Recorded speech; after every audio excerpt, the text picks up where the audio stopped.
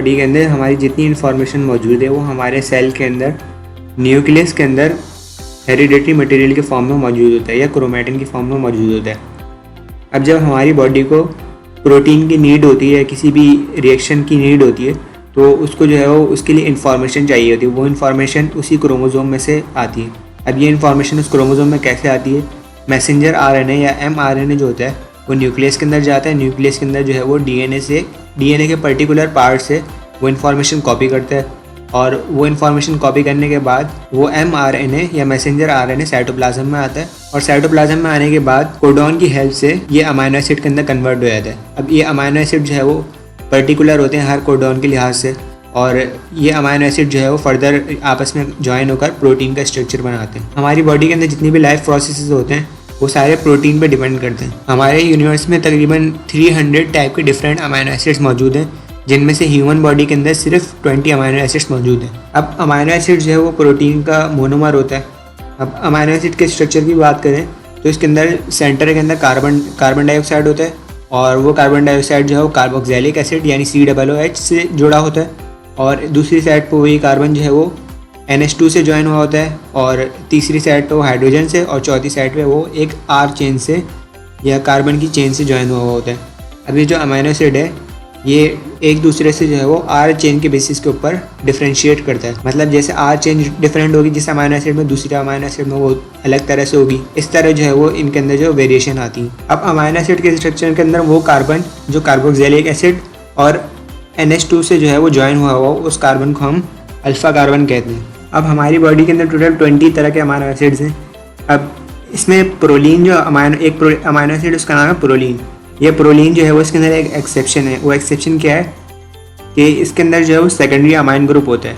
अब जब amino acid जो है वो आपस में ज्वाइन होते हैं तो वो एक लार्ज चेन बना देते हैं और इस लार्ज चेन बनने के नतीजे के अंदर पेप्टाइड लिंकेज बनता है। अब ये पेप्टाइड लिंकेज किस तरह बनता है?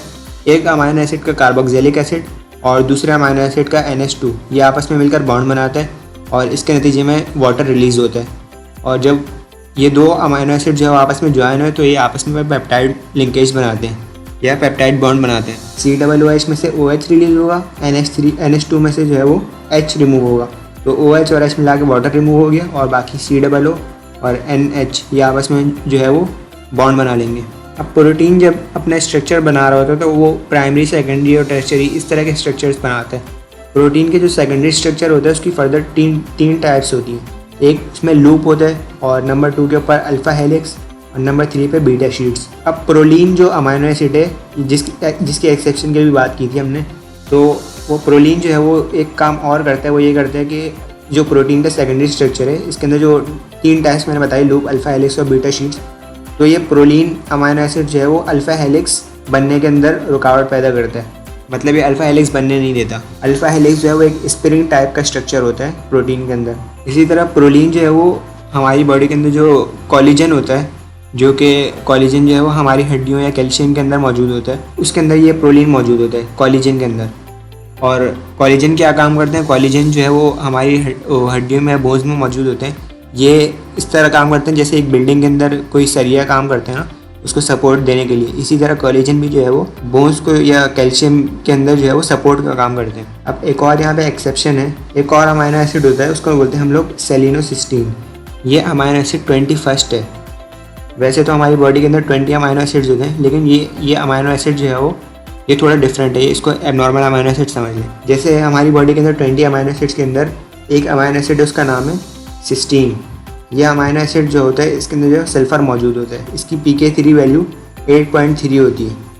तो और इसको अगर कंपेयर करें सेलिनोसिस्टीन से, सिस्टीन जो है वो एक नॉर्मल अमाइनो एसिड है, वो नॉर्मल तरीके से जो है वो क्रिएट होता है हमारी बॉडी के अंदर। लेकिन सेलिनोसिस्टीन जो है अमाइनो एसिड, इसका जेनेटिक मेकअप हमारे पास मौजूद नहीं है, हमारी बॉडी में मौजूद नहीं है। तो ये एक मेटाबॉलिज्म के बीच के अंदर बनता है। वो मेटाबॉलिज्म क्या होता है अभी हम आगे पढ़ेंगे। अब एक नॉर्मल अमाइनो एसिड इस तरह बनता है कि न्यूक्लियस के अंदर जो है वो mRNA जाता है और mRNA जो साइटोप्लाज्म में आता है वापसी, और साइटोप्लाज्म में आने के बाद वो कोडॉन की फॉर्म के अंदर जो हमारे पास वो न्यूक्लियोटाइड्स होते हैं वो 3 के सेट्स के अंदर जो है वो मौजूद होते हैं। वो 3 का सेट जो है वो कोडॉन कहलाता है।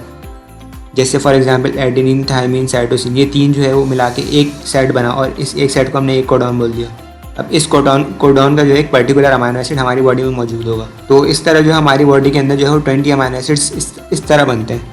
लेकिन ये जो सेलेनोसिस्टीन है ये इस तरह नहीं बनता। ये सेलेनोसिस्टीन जो है वो हमारी बॉडी के अंदर मौजूद प्रोटीन के अंदर इंसर्ट हो जाता है। और ये इंसर्ट किस तरह होता है, हमारी बॉडी के अंदर जो है वो 2 तरह के एंजाइम होते हैं।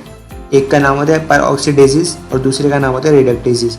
अब ये सेलेनोसिस्टीन इन दोनों एंजाइम्स के अंदर एंटर होता है और इन दोनों के अंदर एंटर होने के बाद ये प्रोटीन हमारी बॉडी के अंदर जो चैनल प्रोटीन्स होते हैं या इलेक्ट्रॉन ट्रांसफ़र चेन्स होती हैं, इस तरह के जो प्रोटीन्स होते हैं उनके अंदर एंटर हो जाते हैं। इसको हम लोग इस तरह समझ सकते हैं जैसे हम लोग जो है वो बसेस में बैठकर या पॉइंट्स में बैठकर यूनिवर्सिटी जाते हैं। अब यूनिवर्सिटी जो है वो इलेक्ट्रॉन ट्रांसपोर्ट चेन हो गई और जो बसेस हैं या पॉइंट्स हैं ये परऑक्सीडेसिस और रिडक्टेसिस हो गए और हम लोग जो है वो सेलेनोसिस्टीन हो गए। ये सेलेनोसिस्टीन जो है वो परऑक्सीडेसिस और रिडक्टेसिस में बैठ के इलेक्ट्रॉन ट्रांसपोर्ट चेन के अंदर जो है वो एंटर हो जाते हैं और इस तरह जो है वो ये प्रोटीन के अंदर जो एंटर हो जाते हैं। अब ये प्रोटीन के अंदर कब एंटर होते हैं, जब प्रोटीन मैच्योर हो रहा होता है। अब प्रोटीन के मैच्योरेशन को हम लोग क्या बोलते हैं, post translational modification. Post translational modification जो है प्रोटीन की मैच्योरेशन हो रही होती है और इस मैच्योरेशन के बीच के अंदर जो है ये सेलेनोसिस्टीन प्रोटीन के स्ट्रक्चर के अंदर इंसर्ट हो जाता है। अब अमाइनो एसिड्स के स्ट्रक्चर के अंदर एक चीज़ होती है उसको हम लोग बोलते हैं कोप्लेनरिटी। अब कोप्लेनरिटी क्या होती है, ऑक्सीजन और कार्बन के बीच में डबल बॉन्ड होता है और इसी तरह कार्बन और नाइट्रोजन के बीच में डबल बॉन्ड होता है। लेकिन ये डबल बॉन्ड ऑक्सीजन और कार्बन और नाइट्रोजन इन दोनों के बीच में एक ही होता है। मतलब कभी जो है वो ऑक्सीजन और कार्बन के बीच में डबल बॉन्ड होगा और कभी कार्बन और नाइट्रोजन के बीच में।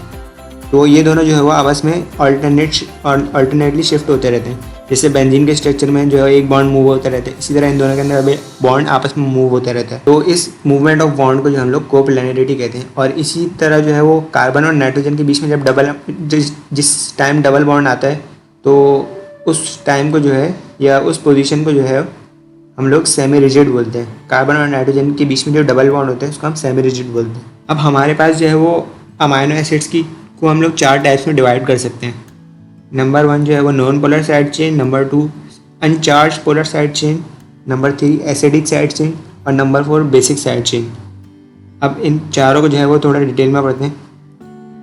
नंबर 1 पे हमारे पास है नॉन पोलर साइड चेन। अब जो अमाइनो एसिड का स्ट्रक्चर होता है इसके अंदर कार्बोक्सिलिक एसिड होता है, NH2 होता है और हाइड्रोजन मौजूद होता है और एक साइड पर R चेन होती है। जैसे कि मैंने स्टार्टिंग में बताया था, उस R चेन के डिफ्रेंशिएशन की वजह से जो अमाइनो एसिड होता है वो अलग अलग एक दूसरे से जो है वैरायटी क्रिएट करते हैं। अब ये जो अमाइनो एसिड की जो R चेन है, इस नॉन पोलर साइड चेन वाले जो कैटेगरी है अमाइनो एसिड्स की, इसके अंदर क्या होता है कि ये जो साइड चेन है ये नॉन पोलर होती है। मतलब इसके ऊपर कोई चार्ज नहीं होता, ये न्यूट्रल होती है। और इस सिचुएशन के अंदर क्या होता है, ये इस टाइप के जो प्रोटीन्स होते हैं ये हाइड्रोफोबिक इन नेचर हो जाते हैं।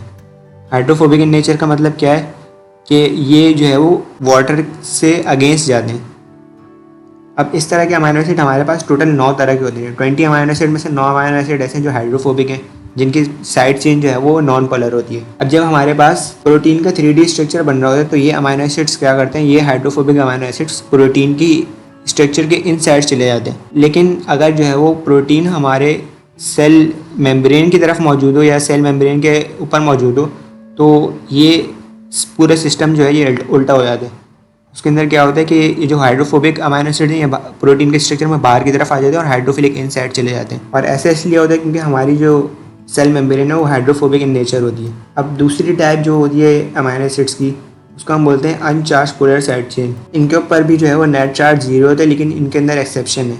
वो एक्सेप्शन क्या है कि इनके अंदर 3 तरह के अमाइनो एसिड होते हैं, सीरीन, टायरोसिन और थ्रियोनिन। ये तीनों अमाइनो एसिड जो है ये नेट चार्ज के ऊपर या पूरे अमाइनो एसिड के ऊपर जो चार्ज मौजूद है वो नॉर्मली जो है वो नेट चार्ज 0 होता है, लेकिन ये नेट चार्ज के ऊपर जो है वो अपने एक प्रोटॉन लूज़ कर देते हैं ये 3 अमाइनो एसिड्स। इससे क्या होता है, जब ये एक प्रोटॉन लूज़ करते हैं तो इसके ऊपर जो है वो -1 चार्ज आ जाता है। इसी तरह जब ये सेकंड प्रोटॉन लूज़ करते हैं तो इनके ऊपर -2 चार्ज आ जाते हैं। इसी तरह जब ये थर्ड प्रोटॉन लूज़ करते हैं इनके ऊपर -3 चार्ज आ जाते हैं एंड सो ऑन। और इसी टाइप के अंदर जो है वो 2 अमाइनो एसिड्स और होते हैं, एस्परजीन और ग्लूटानिन। अब टोटल इस टाइप के अंदर मैंने 5 तरह के अमाइनो एसिड बताए, सीरीन, टायरोसिन और थ्रियोनिन। अब ये जो 3 अमाइनो एसिड हैं ये क्या करते हैं, ये जो है वो हाइड्रोजन बॉन्डिंग के अंदर हेल्प करते हैं। और हाइड्रोजन बॉन्डिंग के अंदर किस तरह हेल्प करते हैं, सीरीन, टायरोसिन और थ्रियोनिन के अंदर जो है वो हाइड्रोक्सिल ग्रुप मौजूद होता है, मतलब OH ग्रुप अटैच होता है। इस OH ग्रुप के ज़रिए जो है ये हाइड्रोजन बॉन्डिंग करते हैं। अब ये जो बाकी जो 2 अमीनो एसिड हैं, एस्परजीन और ग्लूटानिन, इनका क्या काम है? ये दोनों भी जो है वो हाइड्रोजन बॉन्डिंग के अंदर हेल्प करते हैं, लेकिन इनकी स्ट्रक्चर के अंदर कार्बोक्सिलिक और अमाइड ग्रुप मौजूद होता है। ये इन दोनों की मदद से जो है वो हाइड्रोजन बॉन्डिंग करते हैं। जो पहले जो 3 थे, सीरीन, टायरोसिन और थ्रियोनिन, ये तीनों जो है वो अपने स्ट्रक्चर के अंदर OH ग्रुप की मदद से जो है वो हाइड्रोजन बॉन्डिंग कर रहे थे, और एस्परजीन और ग्लूटानिन कार्बोक्सिलिक और अमाइड ग्रुप के ज़रिए जो है हाइड्रोजन बॉन्डिंग में हेल्प कर रहे थे। अब इस हाइड्रोजन बॉन्डिंग का क्या फ़ायदा होता है? प्रोटीन का 3D स्ट्रक्चर जो बन रहा होता है वो इस हाइड्रोजन बॉन्डिंग के ऊपर डिपेंड करता है। मतलब इस हाइड्रोजन बॉन्डिंग की वजह से वो 3D स्ट्रक्चर मेंटेन कर पाता है। अब हमारे पास जो थर्ड टाइप है वो एसिडिक साइड चेन की है।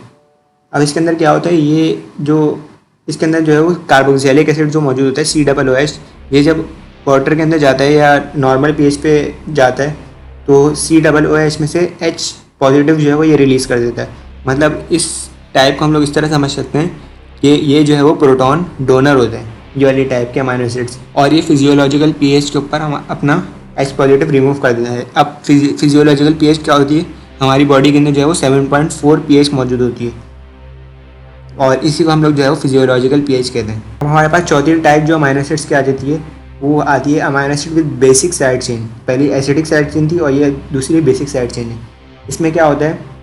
इसमें 3 तरह के अमीनो एसिड दोबारा से होते हैं, हिस्टिडीन, लाइसिन और आर्गिनिन। ये तीनों अमीनो एसिड जो है वो फुली आयोनाइज्ड होते हैं, मतलब इनकी जो पोलर साइड चेन होती है वो फुली आयोनाइज्ड फॉर्म में मौजूद होती है। ये जो है वो ये वाली जो टाइप है ये प्रोटॉन एक्सेप्ट करती है। पिछली वाली अमीनो एसिड जो एसिडिक थी वो प्रोटॉन डोनर थी और ये प्रोटॉन एक्सेप्टर है। अब इसके अंदर जो मैंने 3 अमीनो एसिड बताए, लाइसिन, आर्गिनिन और हिस्टिडीन। लाइसिन और आर्गिनिन तो हमारी बॉडी के अंदर नॉर्मल वर्क करते हैं, लेकिन ये जो हिस्टिडीन है ये ह्यूमन बॉडी के अंदर सिर्फ वर्क नहीं कर पाता।